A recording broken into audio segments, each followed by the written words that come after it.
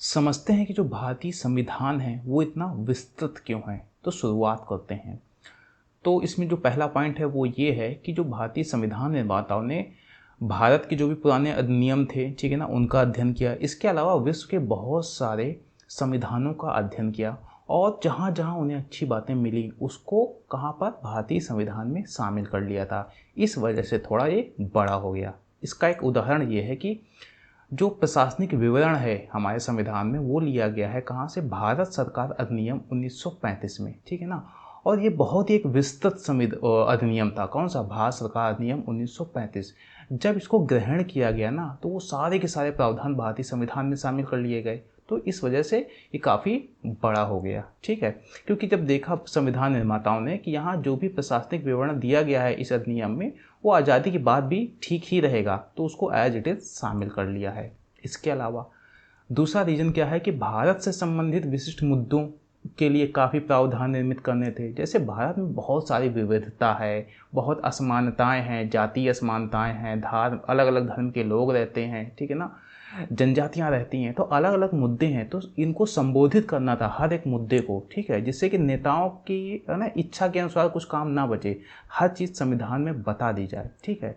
तो जैसे इसका एग्जाम्पल है अनुसूचित जाति, अनुसूचित जनजाति या पिछड़े क्षेत्रों के लिए विशेष प्रावधान किए गए। यानी जितने भी और भी एरिया पड़ते थे, जनजाति एरिया पड़ते थे, ठीक है ना, तो उन सब के लिए अलग अलग प्रावधान किए गए। इस वजह से विस्तृत हो गया। आगे अगला है केंद्र राज्य संबंधों में उनके प्रशासनिक, विधायी और वित्तीय संबंधों तथा अन्य गतिविधियों के सभी महत्वपूर्ण पहलुओं के लिए विस्तृत प्रावधान किए गए हैं।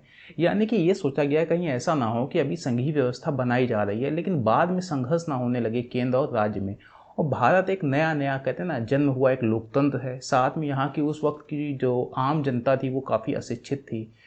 तो कहीं ना कहीं संविधान निर्माताओं ने ये सोचा कि अब नेताओं के हाथ में बहुत कुछ छोड़ा नहीं जा सकता है, क्यों ना हर चीज़ संविधान में लिख दी जाए।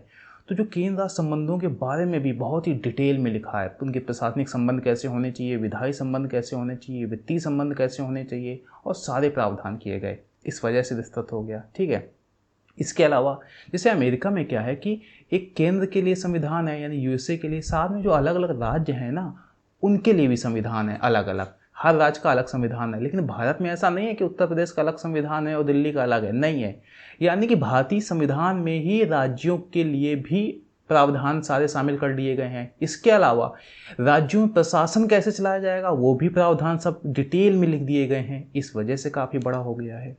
ओके, आगे चलकर आपको पता है 73वां संविधान संशोधन सामने आता है, 74वां संविधान संशोधन सामने आता है। वहाँ पर एक शासन का एक तीसरा स्तर उसकी स्थापना कर दी जाती है, स्वशासन की, पंचायती राज व्यवस्था की, ठीक है। तो वो भी प्रावधान यहाँ पर शामिल हो जाते हैं। अभी तक तो सिर्फ दो ही थे, केंद्र थे, राज्य थे, एक और स्तर भी शामिल हो गया, तो इसके भी सारे विस्तृत प्रावधान यहाँ पर शामिल हैं, ठीक है। इसके अलावा कि संविधान को आम नागरिकों के लिए सुस्पष्ट बनाने हेतु, ठीक है ना, व्यक्तिगत अधिकारों, राज्य के नीति निर्देशक तत्वों की एक विस्तृत सूची एवं प्रशासक की प्रक्रिया की जानकारी संविधान में समाविष्ट की गई है। यानी कि आम नागरिकों को कौन कौन से अधिकार मिलेंगे वो साफ साफ लिख दिए गए हैं। राज्यों को, यानी कि जो सरकारें बनेगी उनको किस दिशा में काम करना होगा, किन लक्ष्यों को पाने में काम करना होगा, वो भी लिख दिए गए हैं। यानी कि पूरा भविष्य का भी एक रोड मैप तैयार कर दिया गया है, ठीक है। इस वजह से जो हमारा संविधान है वो इतना विस्तृत हो गया है, ठीक है। यहाँ पर एक चीज़ और भी बता दें, ऐसा इसलिए किया गया क्योंकि शायद संविधान निर्माताओं ने जब अलग अलग देशों के संविधानों को पढ़ा होगा, समझा होगा और वहाँ की शासन व्यवस्था देखी होगी तो कमजोरियाँ शायद उभर कर सामने आई होंगी, ठीक है ना। तब शायद इन्होंने सोचा होगा कि हर एक चीज़ के लिए डिटेल्ड प्रावधान यानी विस्तृत तरीके से लिखना ज़्यादा ज़रूरी है, ठीक है ना। सरकारों की इच्छा पर ज़्यादातर चीज़ें नहीं छोड़ी जा सकती हैं। ओके, इस वजह से ये जो हमारा संविधान है इतना विस्तृत हो गया। तो ये था हमारा आज का वीडियो। बताइएगा कि आपको कैसा लगा। जल्दी आएंगे हम नेक्स्ट लेक्चर के साथ।